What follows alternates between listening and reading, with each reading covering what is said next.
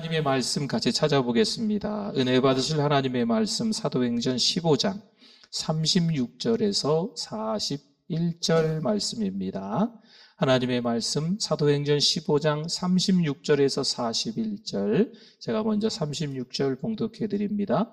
며칠 후에 바울이 바나바더러 말하되 우리가 주의 말씀을 전한 각 성으로 다시 가서 형제들이 어떠한가 방문하자 하고 바나바는 마가라 하는 요한도 데리고 가고자 하나 바울은 밤빌리아에서 자기들을 떠나 함께 일하러 가지 아니한 자를 데리고 가는 것이 옳지 않다 하여 서로 심히 다투어 피차 갈라서니 바나바는 마가를 데리고 배 타고 구브로로 가고 바울은 실라를 택한 후에 형제들에게 주의 은혜에 부탁함을 받고 떠나 수리아와 길리기아로 다니며 교회들을 견고하게 하니라. 아멘.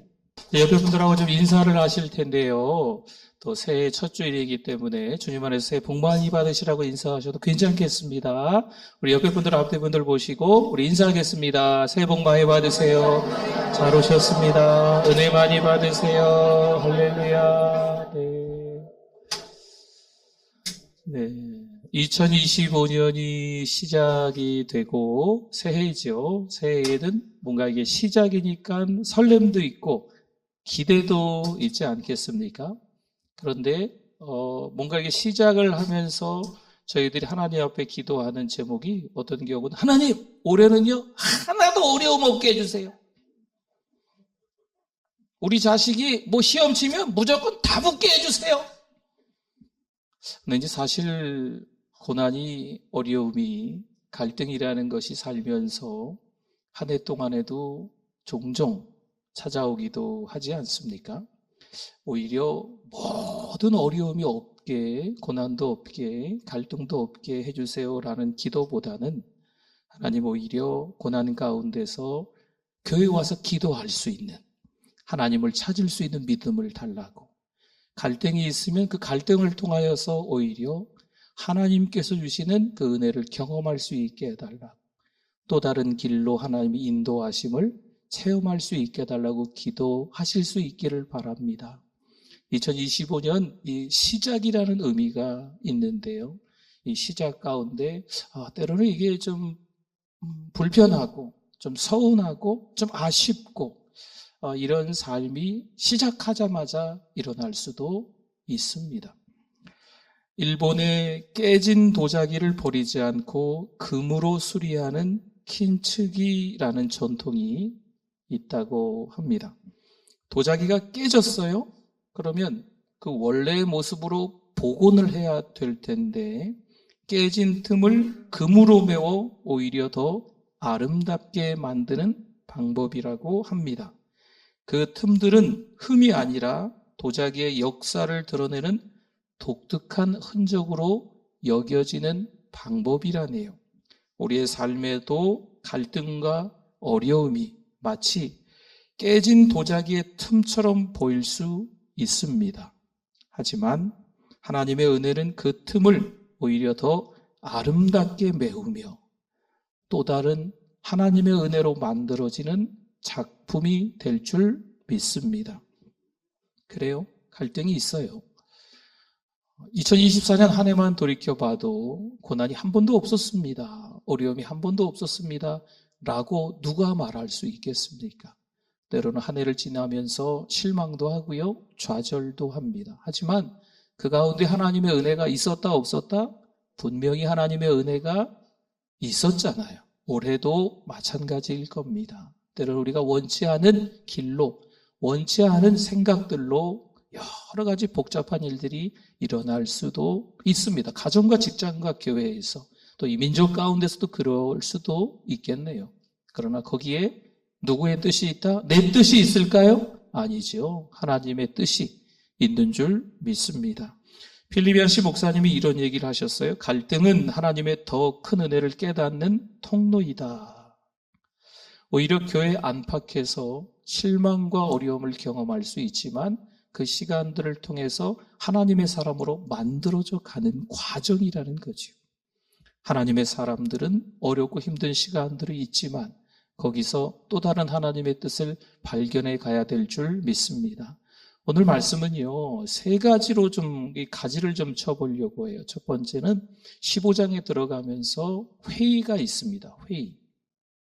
예루살렘 회의라고 해요. 그리고 두 번째는 이 바울과 바나바가 결별하는 장면이 나옵니다. 또 하나는 오늘 본문에 나와 있지는 않지만 이번 주 새벽 기도에 말씀을 전하면서 은혜를 좀 받아서 같이 좀 연결하려고 해요. 사무엘하 16장에 나오는 다윗과 사울의 친족인 시므이 간의 어떤 갈등, 이 세 가지를 좀 다루면서 오늘은 은혜를 나누려고 합니다. 먼저 베드로전서 5장 7절 말씀을 한번 볼까요? 같이 한번 읽어주십시오. 너희 염려를 다 주께 맡기라. 이는 그가 너희를 돌보심이라. 아멘. 한 해를 시작하면서 이 말씀이 잘 기억이 되셨으면 좋겠어요. 염려하는 거 왜 없겠습니까? 누구에게 맡겨라? 하나님께 맡겨라. 누군가 내 문제를 해결해 주겠지. 어떤 사람을 잘 의지하면 되겠지가 아니고 하나님께 맡기면 하나님이 어떻게 해주신다고요? 돌보심이라. 하나님이 우리를, 우리의 자녀들을, 우리의 가정을, 우리의 직장을, 우리의 교회를, 우리의 민족을 돌봐주실 줄 믿습니다. 오늘 15장 말씀인데요. 15장에 들어가면서 1절부터 이런 말씀이 등장해요. 어떤 사람들이 유대로부터 내려와서, 노란 부분만 볼게요. 할례를 받지 아니하면 능히 구원을 받지 못하리라. 아멘. 13장, 14장은요. 바울과 바나바, 바나바와 바울의 1차 전도 여행이에요. 그리고 14장에 보면 안디옥 교회로 이 파송받은 두 사람들이 돌아와서 보고를 하는 거지요. 근데 보고 가운데 뭔가 좀 마음에 안 드는 게 좀 있었던 것 같아요. 그래서 이제 회의가 시작이 되는 장면입니다. 예루살렘 회의가 시작되는 거죠. 그 가운데 복음의 본질을 소중히 여긴 예루살렘 교회의 영적 리더인 베드로가, 그러니까 요즘으로 말하면 교회 담임 목사님 정도 되는 것 같습니다. 베드로가 이방인들에게 성령이 임한 놀라운 사실을 증언합니다. 여러분 아시죠? 사도행전 10장에 고넬료와의 만남을 떠올리실 수 있잖아요. 그때 이야기를 증언하며 구원은 율법이 아니라 믿음으로 이루어진다라고 분명히 말하고 있습니다. 한편 공동체의 연합과 조화를 중요하게 생각한 또 다른 이 예루살렘 교회 리더 야고보가 예루살렘 회의를 정리하며 아모스서를 인용해서 이방인들도 하나님의 구원 계획 안에 포함되어 있다는 사실을 분명히 드러냈습니다. 결론적으로요, 이 예루살렘 회의는요, 분명히 갈등이 있었어요. 우리가 율법을 잘 지켜야 구원받는 거 아니냐, 할례를 받아야 하지 않느냐, 이 다수의 유대인들의 외침이 있었지만 또 소수의 많은 사람들, 소수인 것처럼 보이지만 이 안디옥 교회를 생각하면 대다수의 사람들이 다 이방인들이었기 때문에 적지 않은 사람들이었거든요.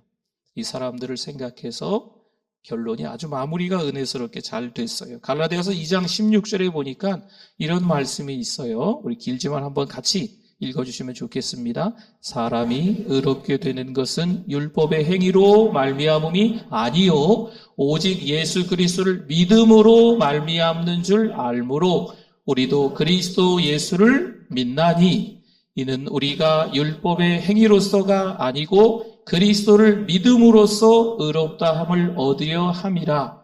율법의 행위로서는 의롭다함을 얻을 육체가 없느니라. 아멘. 이 복음의 본질이거든요. 믿음으로 말미암는 구원에 대한 이 초대교회의 예루살렘 회의에서 이 복음의 본질이 이 갈라디아서 방금 읽은 말씀처럼 아주 잘 마무리가 되는 거예요. 복음의 본질을 왜곡하지 않으면서도 이방 신자들이 구원의 은혜를 온전히 누릴 수 있도록 하는 이 예루살렘 회의의 결정이었습니다. 팀 켈러가 복음을 이렇게 설명했어요. 복음은 우리가 율법을 하나하나 지켜서 하나님께로 가까이 나아가고 우리의 믿음이 성장하고 율법을 잘 지켜서 이런 게 아니고 오히려 하나님께서 예수 그리스도를 통해 우리에게 나오신 소식이 복음입니다. 라고 하는 거죠.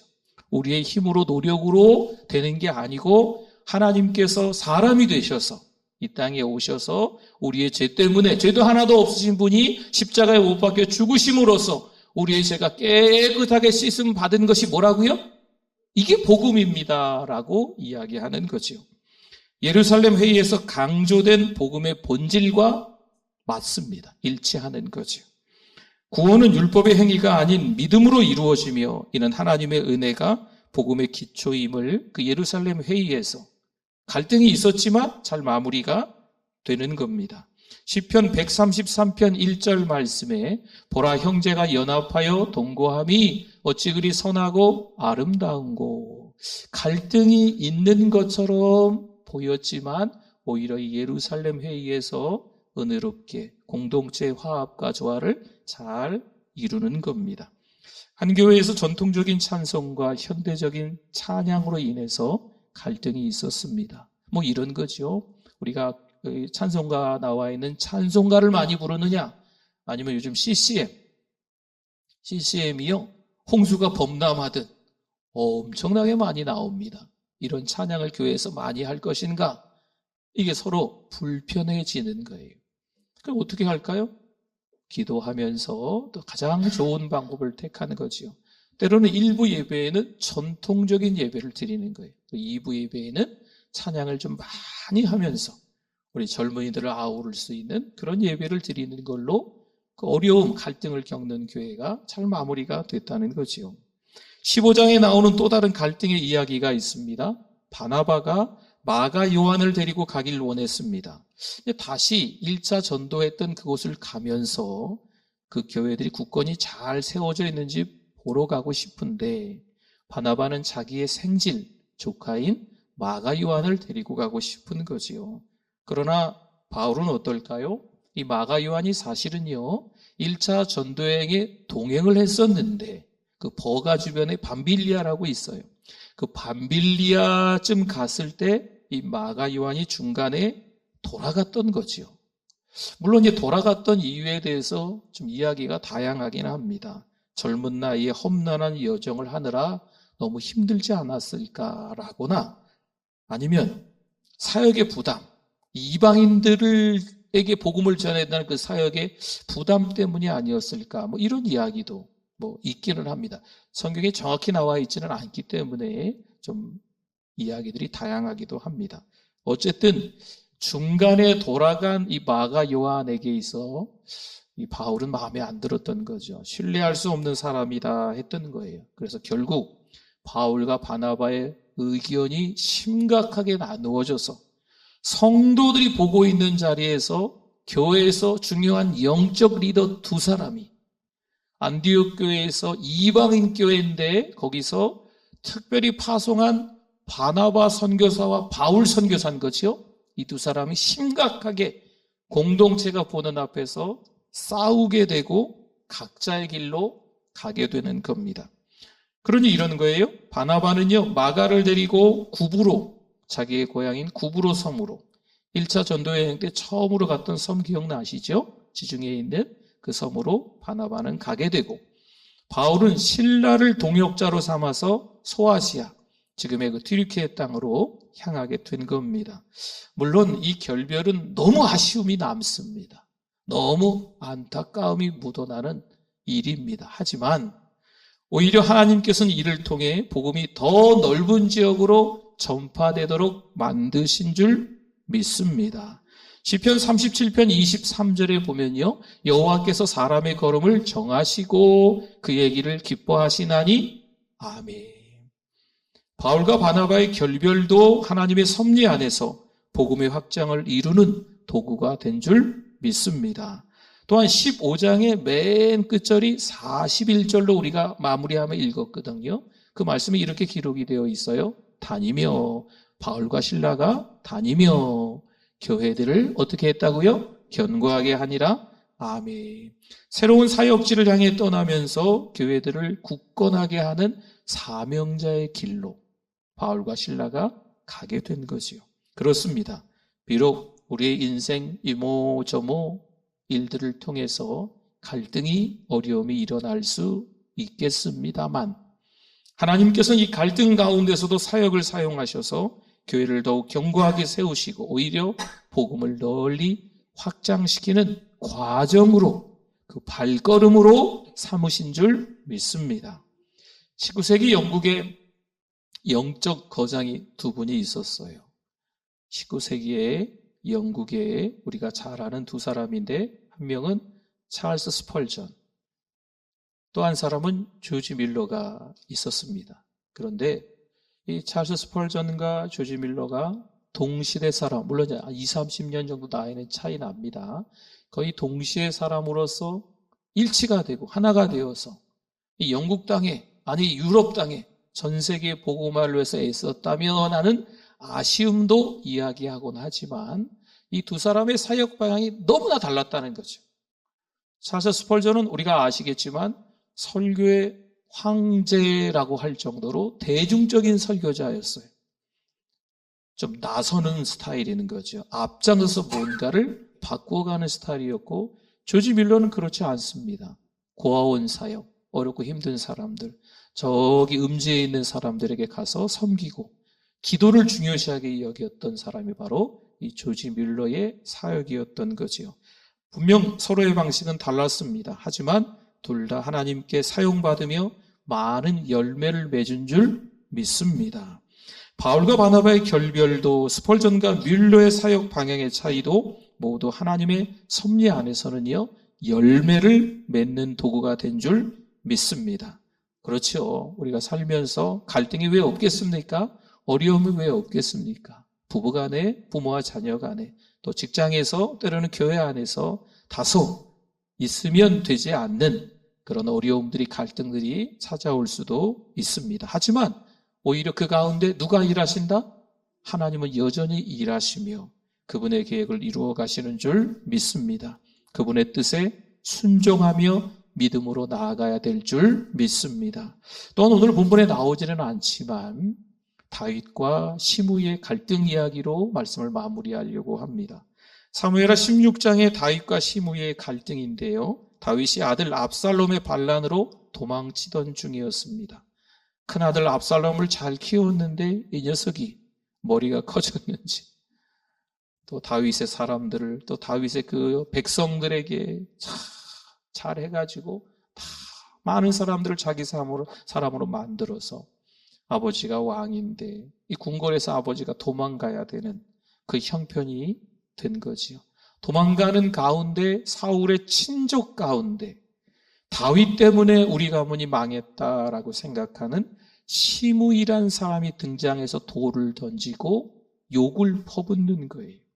피 흘린 자라라고 이야기하면서 다윗에게 욕을 퍼붓는 장면이 나옵니다. 하지만 다윗은 시므이의 행동을요, 하나님께서 허락하신 것이다라고 그냥 받아들입니다.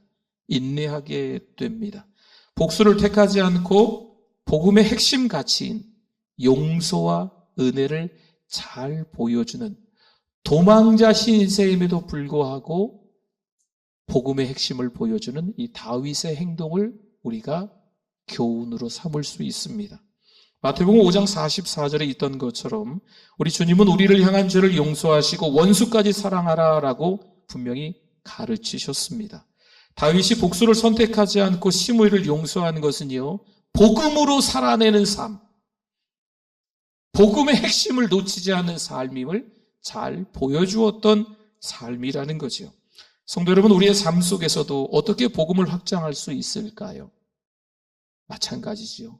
주님이 하신 말씀처럼 가정에서, 직장에서, 교회에서, 여러분 주변 사람들과의 관계에서 주님이 하신 말씀을 잘 기억해서 닮아야 되는 우리의 삶이 돼야 될 줄 믿습니다. 한 마을에 두 형제가 있었어요. 그런데 이 두 형제가 어느덧 장성하게 됐는데 같은 마을에 살고 있었어요. 어릴 때부터 이 형은 부모의 사랑을 독차지했습니다. 아시죠? 부모님들. 장남에 대한 특별한 사랑. 얼마나 애지중지 장남을 키우는지. 차남, 둘째. 저도 둘째거든요. 형에 대한 부모님의 사랑. 차남에 대한 서러움. 저도 좀 알아요. 이 차남이 크고 나서 이야기하는 거죠. 지금까지 나 너무 서운했다고, 너무 속상했다고 형한테 이야기하는 거예요. 그때 이 형이 같이 화를 내지 않고 인내하며 동생에게 이야기합니다. 그때 부모님도 나도 완벽하지 않았잖니. 하지만 하나님께서 우리를 가족으로 만나게 하신 데는 다 이유가 있지 않겠니? 라고 하면서 동생을 잘 달래는 거죠. 다윗 역시 복수를 원했던 부하들의 제안을 거절하며 이 일을 통해 하나님의 뜻이 드러나기를 기다립니다.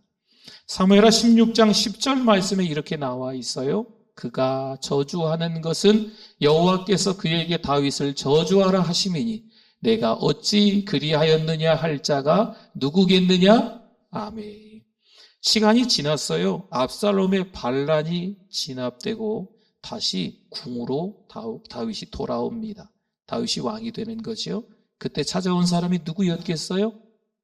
사울의 친족이었던, 궁궐에서 도망갈 때 돌멩이 던지면서 유혹했던 시므이가 찾아옵니다. 잘못했다는 거죠. 다윗 앞에 엎드렸고 다윗은 이를 받아들여서 그를 용서하는 아름다운 장면이 나옵니다. 다윗의 반응은요, 갈등 속에서도 하나님의 섭리를 신뢰하며 복수를 선택하지 않고 은혜를 베푸는 모습을 보여줍니다. 성도 여러분, 한 해가 정말 시작이 됐습니다. 그러나 이 한 해 동안 아무런 어려움이 없을 겁니다. 제가 감히 어떻게 그런 이야기를, 여러분 서로 축복하면서 덕담 얘기하실 때 그렇게 이야기하는 게 참 쉽지 않잖아요. 한 해를 지나면서 만만치 않은 여러 가지 일들이 작년만 생각해도 있었지 않습니까? 올해는 더 큰 어려움이 없었으면, 더 큰 고난이 없었으면 하는 우리의 바람과 기대가 있지만 다소 힘들고 어려운 일들도 찾아오겠죠. 그러나 그때 우리 다윗과 시므이의 관계를 잘 떠올려 보시고 예수 그리스도를 닮아가는 우리의 모습이 될 수 있기를 바랍니다. 누가복음 21장 19절에서 말씀해요. 너희의 인내로 너희 영혼을 얻으리라. 아멘. 인내하시면 시므이가 와서 용서해 달라고 합니다. 인내하시면 우리의 가정이 화목하고 우리의 직장이 화합하고 우리의 교회가 성령 안에서 하나가 될 줄 믿습니다. 성도 여러분, 오늘 우리는 예루살렘 회의, 또 한 가지 바울과 바나바의 결별, 그리고 다윗과 시므이의 갈등을 살펴보았습니다. 이 사건들은 모두 갈등이었죠. 출발은 갈등에서 시작했지만 마무리는 어떻게 끝나요? 화합이고 조화고 하나님의 은혜고 하나됨의 기회였던 줄 믿습니다. 예루살렘 회의에서 초대교회는 갈등을 통해 복음의 본질을 지키고 공동체 화합을 이루는 지혜를 잘 보여주었습니다. 바울과 바나바는 서로의 길을 달리하며 아쉬운 결별을 맞았지만 하나님은 이를 통해 이 복음이 더 넓은 지역으로 확장되도록 만들어주셨습니다. 다윗은 시므이의 저주를 하나님께서 허락하신 일로 받아들이며 복수를 택하지 않고 하나님의 섭리와 은혜를 신뢰하는 믿음을 잘 보여준 거지요. 성경은 이렇게 이야기해요. 시편 37편 5절 6절에 내 길을 여호와께 맡기라. 그를 의지하면 그가 이루시고 내 의를 빛같이 나타내시며 내 공의를 정오의 빛같이 하시리로다. 아멘. 하나님은 우리의 갈등과 어려움 가운데서 그 하나님의 뜻, 선하신 뜻, 그 하나님의 방법을 이루어 가실 줄 믿습니다. 당장 우리는 불안하고 초조하고 발을 동동동 구르면서 어찌할 바 모를 수 있지만 하나님은 다 계획이 있으시다. 하나님의 선하신 계획을 의지하실 수 있기를 바랍니다.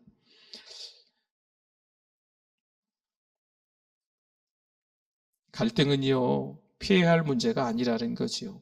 하나님께서 역사하시는 그 과정 가운데 있는 게 갈등인 거예요. 우리의 작은 실천들, 가정에서, 또 직장에서, 또 교회에서, 또 여러분 주변 지인들과의 관계 속에서 하나가 되기 위해서 사랑하고 용서하고 이해하고 용납해주는 이런 한마디의 말들, 그런 마음씨들이 꼭 필요한 2025년입니다. 2025년을 시작하면 여러분은 어떤 결단을 하셨습니까? 하나님은요, 우리의 갈등과 연약함마저도 사용하시는 분인 줄 믿습니다. 우리가 마음을 열고 좀 고백했으면 좋겠어요. 하나님, 나에게 갈등이 있어요. 나에게 연약함이 있어요.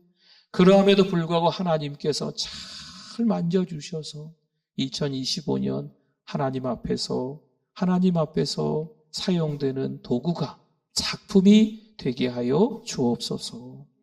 새해에도 하나님께서 우리와 함께 하시며 갈등을 넘어 복음의 확장을 이루시는 그 은혜를 저 여러분들이 경험하실 수 있기를 바랍니다. 아멘. 우리 기도하겠습니다. 오늘 말씀 생각하면서 주여 한번 부르짖고 기도합니다. 주여, 하나님 은혜 감사합니다. 15장의 말씀을 통해서 2025년 그래도 믿음으로 살아낼 수 있도록 복음을 위해 살아낼 수 있도록 은혜 주심을 감사합니다.